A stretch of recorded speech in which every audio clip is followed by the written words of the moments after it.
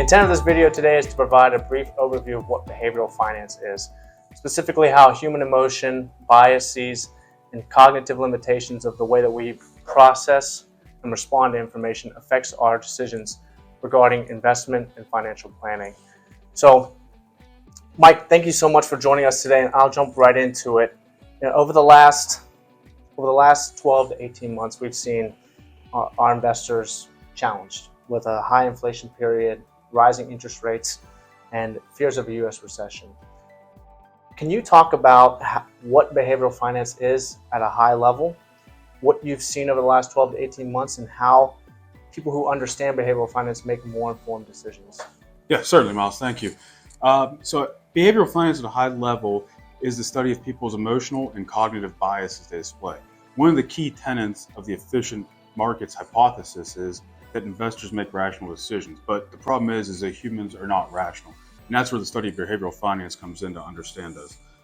Currently, what we're seeing a lot of, and three I'll go over right now, are illusion of control, overconfidence, and confirmation bias. So illusion of control is those feel that if they're making the trades, if they're making the decisions, they are in control of the market. But we know that individuals' decisions or moves will not change the market. The market is going to perform how the market's going to perform. But these people feel like if they're clicking, they're trading, they are in control of the market themselves.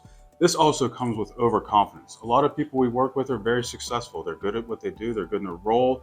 May have run a successful business, and they feel that can translate over into the investing world, and they can beat the market. They can outperform it.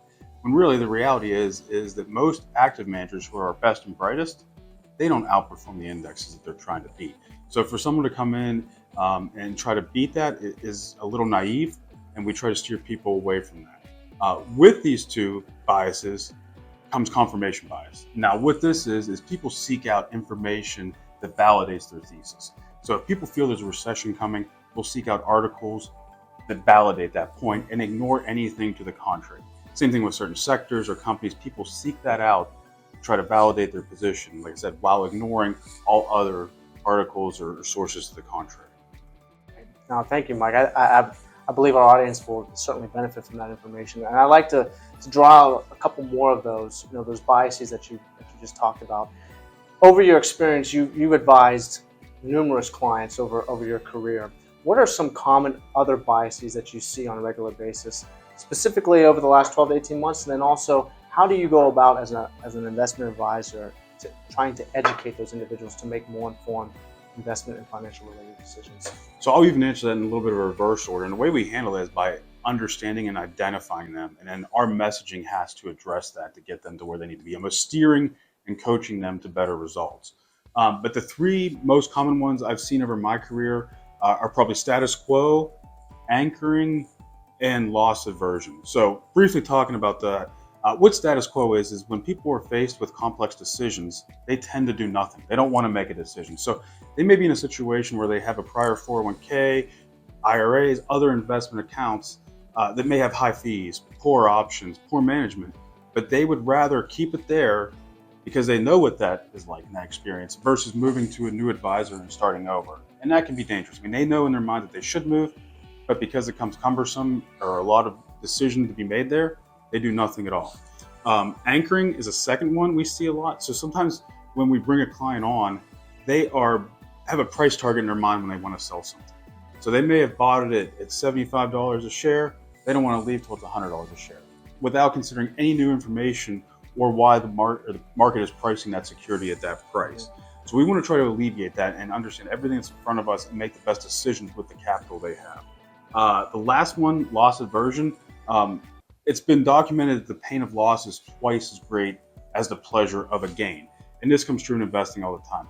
People will hold a fund, a security, and just try to hold on to it until it gets back even. When there could be other options that have better growth prospects or opportunities in the short term, they will not take that loss and move their capital on in a more efficient manner. Oh, that's great.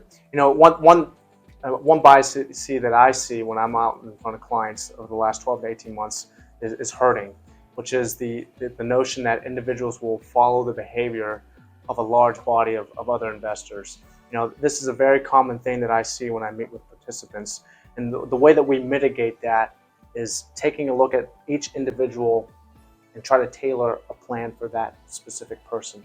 What is that person's risk tolerance? What is this person's time horizon until retirement? What are other financial variables that are going to affect their ability to have a long-term successful retirement? And that's one particular bias that I see on a regular basis when meeting with clients. So Michael, thank you so much for providing your expertise on behavioral finance. I know our audience will certainly benefit from it. For anyone out there, if you'd like to receive more information on how psychological factors and how behavioral finance impacts your ability as an investor to make sound and more informed decisions, please follow the link below. Thank you again for joining us today, and have a great rest of your day.